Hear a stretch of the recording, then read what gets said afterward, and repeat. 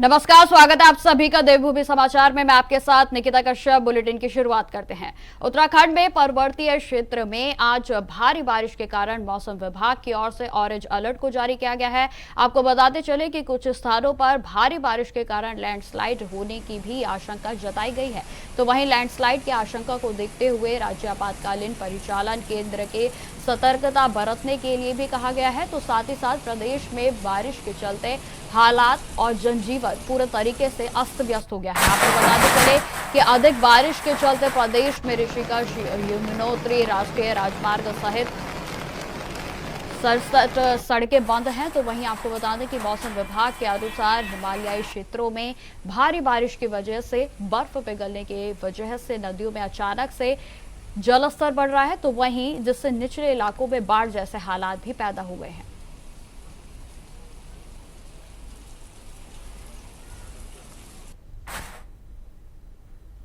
अब खबर रामनगर से है, जहां पर तेज बारिश से नेशनल हाईवे पर बरसाती नालों से पानी आने पर मार्ग पूरे तरीके से प्रभावित हो गया है। आलम यह है कि लोग जान जोखिम में डालकर वाहनों को पार कर रहे हैं। साथ ही साथ आपको बताते चले कि अधिक पानी के कारण लोगों की आवाजाही पूरे तरीके से प्रभावित हो रही है और इस कारण पुलिस कर्मियों के द्वारा भी पानी का जलस्तर देखकर वाहनों को दूसरी तरफ से भेजा जा रहा है। तो वहीं आपको बताते चले कि मौसम विज्ञान के अनुसार लोगों को सतर्क रहने की अपील की गई है और साथ ही साथ प्रशासन की ओर से भी अपील की गई है कि पहाड़ों को जाने वाले वाहन नाले में पानी का जलस्तर देखकर ही नाले को पार करें। और साथ ही साथ भारी बारिश के चलते हाईवे पर भी पानी लगातार बढ़ता जा रहा है, जलस्तर लगातार बढ़ रहा है, जिससे लेकर मौसम विभाग की ओर से भी लोगों से अपील की गई है कि जिस तरीके से लगातार नदी नाले उफान पर हैं, सतर्कता बनाए रखें और साथ ही साथ मौसम विभाग के अनुसार दी गई जानकारी के अनुसार ही उसको पालन करते हुए यात्रा की ओर भी अग्रसर हों।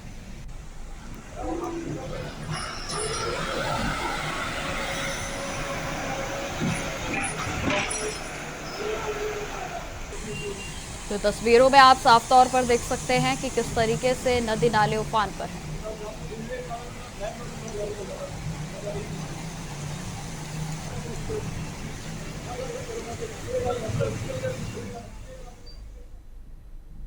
अब खबर चमोली से है, जहां पर रात भर हो रही भारी बारिश के चलते कर्णप्रयाग के सेवाई में बरसाती नाले उफान पर आ गए हैं और जिसके चलते गांव को जोड़ने वाली सड़कें पूरे तरीके से तबाह हो गई हैं। तो साथ ही साथ आपको बता दें कि गांव पर खतरा लगातार मंडरा रहा है, जिसमें कि रात को हुई भारी बारिश ने इतना तांडव मचाया कि गांव को जोड़ने वाले पैदल मार्ग पूरे तरीके से क्षतिग्रस्त हो गए।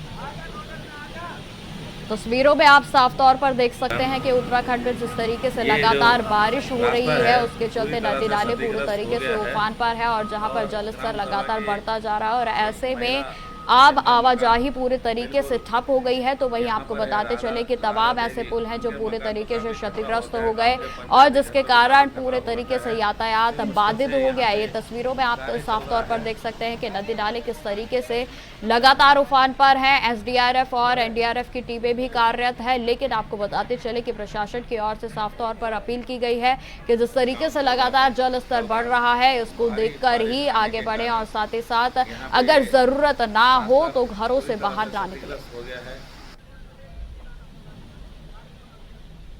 खबर पर अधिक जानकारी के साथ देहरादून से हमारे साथ अभय कैंथुरा जी जुड़ गए हैं। अभय, जिस तरीके से लगातार उत्तराखंड में बारिश का दौर जारी है, आज का क्या अपडेट है?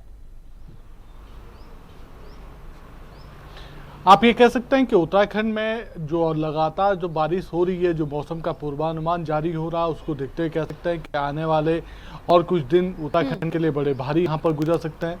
मौसम विभाग ने जो पूर्वानुमान जारी किया, उस पूर्वानुमान के अनुसार ही ये कह सकते हैं कि उत्तराखंड के 4 जिलों में इस समय भारी बारिश का ऑरेंज अलर्ट यहाँ पर जारी किया गया। जिस प्रकार से ये ऑरेंज अलर्ट जारी किया गया, तो ऐसे में समझा जा सकता है कि जिला प्रशासनों को और ज़्यादा सावधानी बरतने के लिए यहाँ पर कहा गया है। साथ ही 4 जनपद ऐसे हैं जहां पर भारी बारिश के साथ साथ ये कह सकते हैं कि जो अतिवृष्टि की संभावनाएं जो होती है उसको लेकर यहां पर मौसम विभाग की तरफ से चेतावनी यहां पर जारी की गई है। तो ये समझा जा सकता है कि उत्तराखंड में जो लगातार आसमान से जो बारिश बरस रही है ये आफत की बारिश बनकर आ रही है, जो सरकार और प्रशासन दोनों के लिए बड़ी चुनौती बन रही है। आम जो जनता का जो आम जनजीवन है वो अस्त व्यस्त होता हुआ नजर आ रहा है। लगातार ये कह सकते हैं कि पहाड़ों पर जो बारिश हो रही है उससे वहां पर नदियों का जलस्तर लगातार बढ़ रहा है, जो आने वाले दिनों में कह सकते हैं कि मैदानी जनपदों के लिए भी एक बड़ा चिंता का विषय यहाँ पर बन रहा है, क्योंकि लगातार बढ़ते जलस्तर के चलते कह सकते हैं कि जो तटीय जो क्षेत्रों के जो निवासी है उनको सुरक्षित स्थानों पर शिफ्ट करने का काम वहाँ पर किया जा रहा है। साथ ही जल भराव जैसी समस्याएं जो फसलों को बड़ा नुकसान वहाँ पर कर सकती है, तटबंध टूटने की संभावनाएं ज़्यादा रहती है, वो बड़ी आशंका यहाँ पर ये कह सकते हैं कि स्थानीय प्रशासन के लिए बड़ा चिंता का विषय यहाँ पर बना हुआ है। लगातार मौसम विभाग ने जो पूर्वानुमान जारी किया है उसके अनुसार ये कह सकते हैं कि देहरादून, बागेश्वर, पिथौरागढ़, अल्मोड़ा, चमोली ये ऐसे जनपद हैं जहां पर बारिश को लेकर ज़्यादा सावधानी बरतने की आवश्यकता है। इसके अलावा जो चारधाम यात्रा मार्ग हैं उन पर भी ज़्यादा सावधानी बरतने के लिए कहा जा रहा है, क्योंकि भूस्खलन की संभावनाओं को देखते हुए कह सकते हैं कि मौसम विभाग ने 4 जनपदों में लैंडस्लाइड होने की ज़्यादा चेतावनी यहाँ पर जारी करी है, जिसमें सबसे ज़्यादा ये कह सकते हैं कि रुद्रप्रयाग और चमोली जनपद को लेकर इंडिकेट करने का काम यहाँ पर किया गया। और इन्हीं जनपदों में इस समय कह सकते हैं कि जो चारधाम यात्रा है वो सबसे ज़्यादा यहाँ पर चलती हुई नजर आ रही है। ऐसे में जनता से भी, श्रद्धालुओं से भी और प्रशासनों से भी लगातार एहतियात बरतने की बात यहाँ पर कही जा रही है। एक अपील यहाँ पर की जा रही है कि जो इस समय मुसीबत जहाँ पर भी बारिश ज़्यादा होने की संभावना नजर आ रही है उन क्षेत्रों में आवागमन कम से कम वहाँ पर किया जा सके। प्रशासन के लिए चुनौती सबसे बड़ी इस रूप में है कि पहले जो बारिश के चलते कह सकते हैं कि जो कई मार्ग अवरुद्ध हुए हैं उन मार्गों को खोलने में बारिश लगातार जो बाधा बन रही है, उसके बाद अगर भूस्खलन होने की संभावना उस क्षेत्रों में ज़्यादा बढ़ती है तो फिर जो चुनौती होगी वो बड़ी रूप में प्रशासन के सामने आएंगे। ऐसे में उससे कैसे निपटा जा सकता है उसके लिए कहना भी जल्दबाजी यहाँ पर होगा, लेकिन इतना जरूर कहा जा सकता है कि आपदा प्रबंधन विभाग या सरकार प्रशासन दोनों की तरफ से अपनी तरफ से एहतियात बरतने की अपील तो जनता से की जा रही है, साथ ही जो उनकी जो तैयारियां उन तैयारियों को भी धरातल पर उतारने का काम किया जा रहा है। जी बिल्कुल। अब इस बार की बात की जाए तो मानसून में इस बार लैंडस्लाइड की घटनाएं जो है वो सबसे ज्यादा हो रही हैं और जो कि प्रशासन के लिए बहुत बड़ी चुनौती बनती हुई नजर आ रही है। तो क्या प्रशासन की ओर से कोई खास बंदोबस्त इस लैंडस्लाइड के मलबे को हटाने के लिए या फिर इस चुनौती का सामना करने के लिए की गई है? देखिए, अपने स्तर पर कह सकते हैं कि प्रशासन की तरफ से पूरे एहतियात यहाँ पर बरते गई हैं, पूरी प्लानिंग यहाँ पर बना दी गई थी। आपदा प्रबंधन की तरफ से लगातार दिशा निर्देश यहाँ पर जिला प्रशासनों को दे दिए गए थे। आपका जितने पहाड़ी जनपद हैं वहाँ पर जो पहाड़ी मार्गों पर जहाँ पर लैंडस्लाइड होने की सबसे ज़्यादा संभावना रहती है उन जगहों पर जेसीबी के साथ साथ पीडब्ल्यूडी और बीआरओ के कर्मचारियों को वहाँ पर तैनात करने का काम वहाँ पर किया गया है।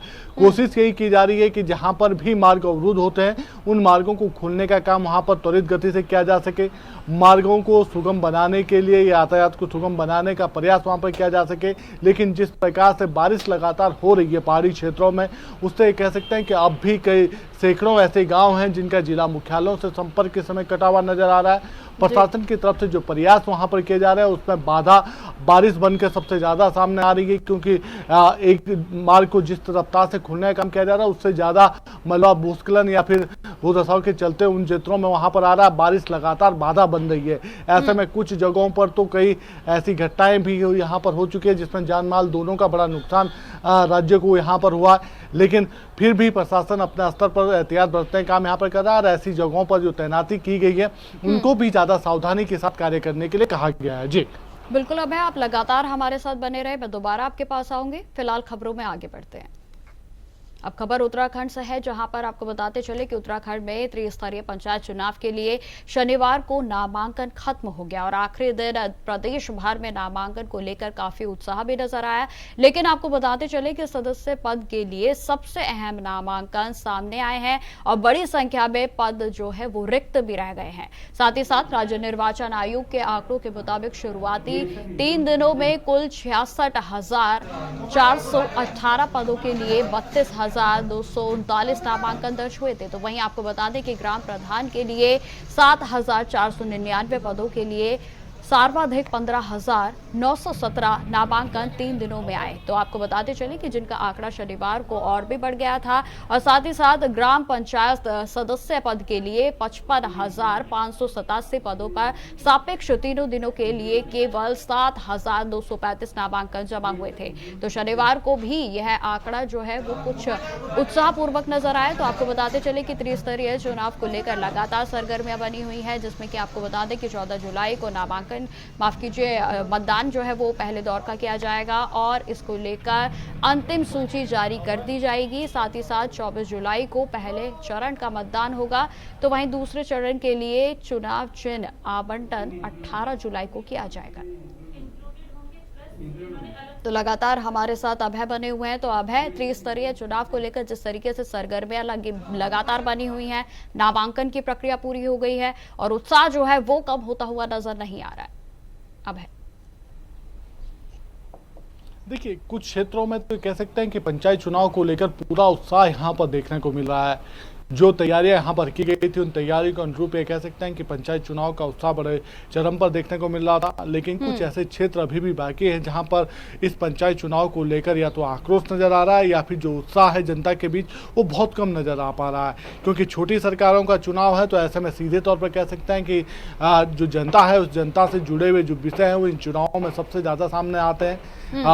अभी ये कह सकते हैं कि जो पंचायत चुनाव के लिए जो नामांकन की जो प्रक्रिया समाप्त हुई है, 3 दिन के जो नामांकन की प्रक्रिया समाप्त हुई है, उसमें जिस प्रकार से नामांकन यहाँ पर हुए हैं उसमें सबसे कम जो नामांकन है वो सदस्य ग्राम पंचायत के लिए यहाँ पर हुए हैं।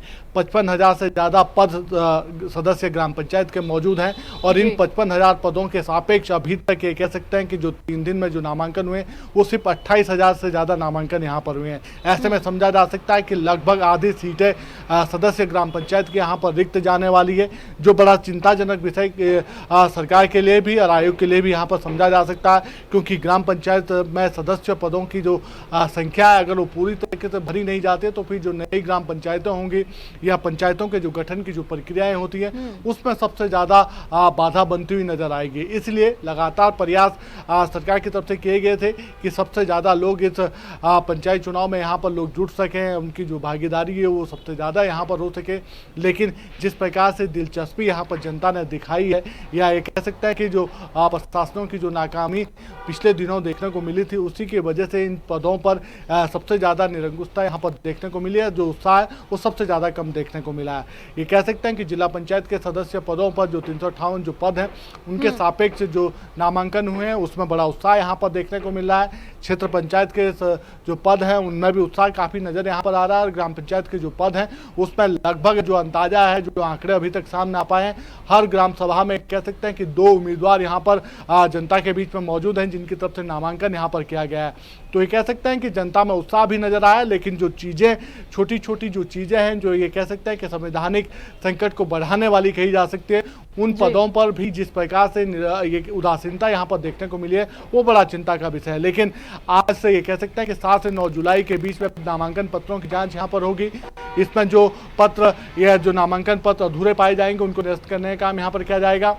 10 और 11 जुलाई को नाम वापसी की समय सीमा यहाँ पर रखी गई है और 14 जुलाई को ये कह सकते हैं कि पहले चरण का जो मतदान होगा उसके लिए जो उम्मीदवार चुनाव मैदान में होंगे उनको चुनाव चिन्ह देने का काम यहाँ पर किया जाएगा। तो पूरी तैयारी प्रशासन की तरफ से, निर्वाचन आयोग की तरफ से यहाँ पर कर ली गई है। कोशिश यही है कि पंचायत चुनाव में ज़्यादा से ज़्यादा लोग अपनी भागीदारी सुनिश्चित कर सकें, छोटी सरकारों के चुनाव में बड़ा उत्साह यहाँ पर दिखा सकें।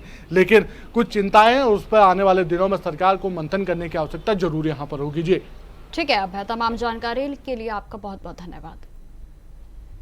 तो आपको बताते चले कि लगातार त्रिस्तरीय पंचायत चुनाव को लेकर प्रशासन पूरे तरीके से अलर्ट नजर आ रहा है, जिसमें कि प्रशासन की ओर से तमाम तैयारियां पूरी कर ली गई हैं।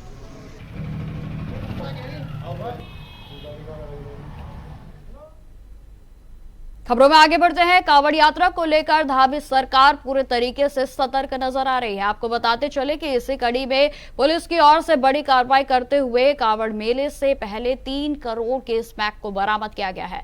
साथ ही साथ आपको यह भी बता दें कि आरोपियों को भी इसमें गिरफ्तार किया गया है। जानकारी के अनुसार आरोपी के पास से 1 किलो 42 ग्राम लाल रंग के स्मैक और 457 ग्राम मिलावटी स्मैक के साथ साथ डिजिटल तराजू और पाउडर के साथ साथ बाइक भी बरामद गिरफ्तार की गई है। साथ ही साथ आपको बताते चले कि आरोपी पहले भी हरियाणा, सहारनपुर और सोनीपत में स्मैक तस्करी कर चुका है। पुलिस के मुताबिक यह कांवड़ मेले में स्मैक बेचने के लिए आया था। तो वहीं पुलिस प्रशासन की यह कार्रवाई नशा तस्करों के लिए एक कड़ा संदेश है। माननीय मुख्यमंत्री जी की ड्रग फ्री उत्तराखंड की पहल पर काम करते हुए हरिद्वार पुलिस के द्वारा एक बड़ी कामयाबी के तहत जो हमारा बहादुराबाद थाना पुलिस है उसके द्वारा पथरी पावर हाउस के पास में सघन चेकिंग करते हुए एक व्यक्ति जिसका नाम मुरसलीन है उसके कब्जे से 1 किलो 42 ग्राम स्मैक और करीब 457 ग्राम जो मिलावट वाली स्मैक है वो प्राप्त हुई है। इस पूरे स्मैक की जो कीमत है अंतर्राष्ट्रीय बाजार में करीब 3 करोड़ से ऊपर है। मुरसलीन जो बुढ़ाना बागपत का रहने वाला है और राजस्थान से इस प्रकार की स्मैक को लाके हरिद्वार में या हरियाणा के सोनीपत या अन्य स्थानों में भी बेचने की इसे सूचना मिलती रही है। पुलिस के द्वारा एक अच्छी योजना के तहत आज इसको अरेस्ट किया गया है। इसके बैकवर्ड और फॉरवर्ड लिंकेजेस के बारे में हम लोग पता लगा रहे हैं, जहां से भी ये स्मैक लाई गई है और जिसको भी सप्लाई दी जानी है उसको भी पुलिस के द्वारा विवेचनाओं में सम्मिलित किया जाएगा। इस पूरे प्रकरण में अन्य अभियुक्तों की भी अरेस्टिंग की जानी अभी शेष है और मुझे उम्मीद है ये एक बड़े नेक्सस को पुलिस के द्वारा तोड़ा गया है और एक अच्छी रिकवरी पुलिस बहादुराबाद पुलिस की ओर से की गई है। खबर राजधानी देहरादून से है, जहां आवारा कुत्तों का आतंक लगातार बढ़ता हुआ नजर आ रहा है। आपको बताते चले कि हाल ही में कुत्तों ने एक महिला को जख्मी कर दिया, तो वहीं स्थानीय लोगों की लगातार शिकायतों के बाद भी कोई ध्यान नहीं दिया जा रहा है। स्थानीय लोगों का कहना है कि आवारा कुत्तों को पकड़ने की बात पर कोई भी ध्यान नहीं दे रहा है और साथ ही साथ समस्या के निवारण के नाम पर केवल झूठा आश्वासन दिया जा रहा है। तो वहीं आपको यह भी बता दें कि स्थानीय लोगों का यह भी कहना है कि कुछ कुत्ते प्रतिबंधित प्रजाति के भी हैं और जिससे लोगों को और भी अधिक खतरा हो रहा है।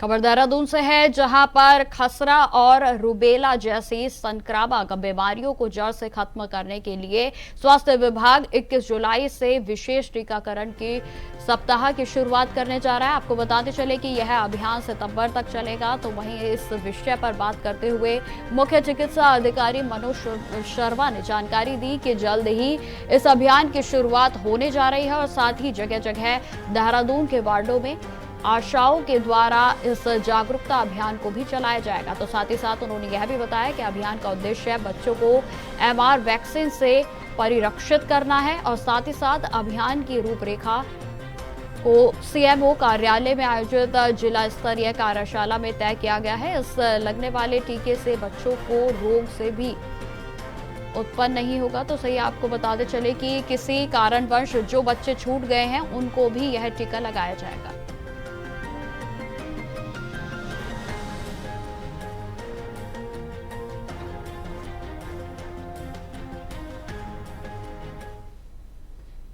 खबर राजधानी देहरादून से है, जहां पर खसरा और रूबेला जैसी संक्रामक बीमारियों को जड़ से खत्म करने के लिए स्वास्थ्य विभाग के द्वारा जुलाई के सप्ताह में एक विशेष टीकाकरण का अभियान चलाया जाएगा और जिसमें कि आपको बताते चले कि तमाम दिशा निर्देश जो है वो दे दिए गए हैं और जिसमें कि आपको बता दें कि बच्चों को खासतौर पर यह टीका लगाया जाए।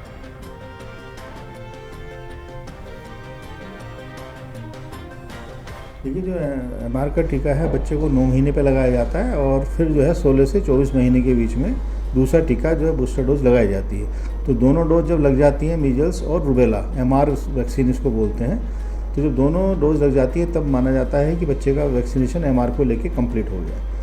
तो देखने में आया है कि कुछ केसेस जो है अभी भी हमारे फीवर विद रेसेस के आते हैं, जो सस्पेक्टेड मीजल्स हैं उसके केसेस आते हैं, रूबेला के भी केसेस होते हैं। और जैसे आप जानते हैं कि जो मीजल्स है, अगर मीजल्स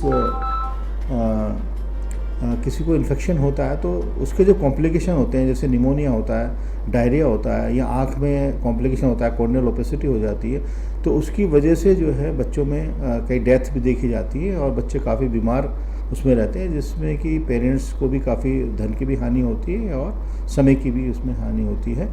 तो इस चीज़ को देखते हुए, और जो रूबेला इन्फेक्शन है, अगर वो रूबेला इन्फेक्शन अगर होता है ड्यूरिंग प्रेगनेंसी अगर हो जाता है तो कई सारे बच्चों में जो इन्फेक्शन है, जो एबनॉर्मलिटीज़ हैं, वो होने का उसमें बच्चों में संभावना रहती है। रूबेला इन्फेक्शन अगर ड्यूरिंग प्रेगनेंसी अगर हो जाता है तो।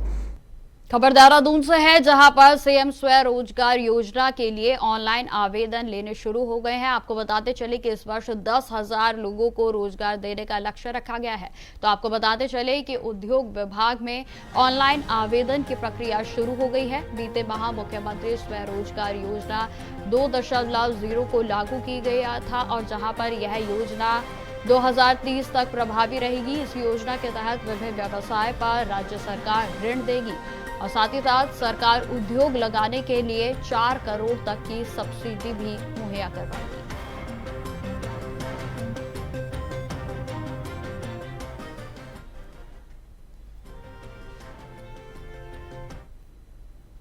खबर देहरादून से है, जहां पर राशन कार्ड बनाने में मानकों को हो रही सख्ती से पालन करने के निर्देश दिए गए हैं। तो आपको बताते चले कि रेखा आर्या ने इस मामले पर आगे कहा कि सभी दस्तावेजों को उपलब्ध कराने पर राशन कार्ड जारी किए जाएंगे। आपको बताते चले कि फर्जी दस्तावेजों के जरिए आयुष्मान और राशन कार्ड बनाने के खुलासे से खाद्य विभाग हरकत में आ गया है। आवश्यकता पड़ने पर पात्र को हाँ और अपात्र को ना अभियान भरना होगा। तो साथ ही साथ इस अभियान के तहत करीब 1 लाख राशन कार्ड निरस्त किए गए थे। तो आपको बताते चले कि अंत्योदय के लिए मासिक आय 4,000 रुपए होनी चाहिए।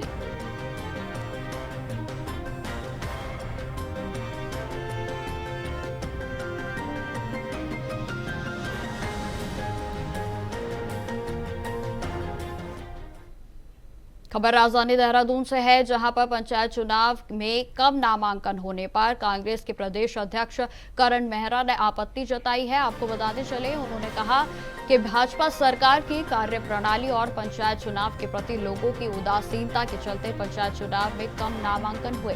आपको बताते चले कि त्रिस्तरीय पंचायत चुनाव के लिए नामांकन प्रक्रिया पूरी तरीके से समाप्त हो गई है और जिसमें ग्राम पंचायत में 5,587 पदों के सापेक्ष बहुत कम नामांकन हुए हैं। तो वहीं बड़ी संख्या में पद खाली रहने की भी संभावना है। देखिए, ये सरकार की उदासीनता भी कहूँगा और लोगों का जो उत्साह है उसमें कमी भी बोलूँगा कि 55,587 पद हैं ग्राम सभा के सदस्यों के, उसमें 28,400 कुछ लोगों ने केवल नॉमिनेशन किया है। तो ये साबित करता है कि 50% से अधिक सीटें खाली रहेंगी और इसमें भी अगर किसी ग्राम सभा के सदस्य के लिए 5 या 6 लोगों ने नॉमिनेशन किया तो संख्या, ये परसेंटेज और बढ़ जाएगा।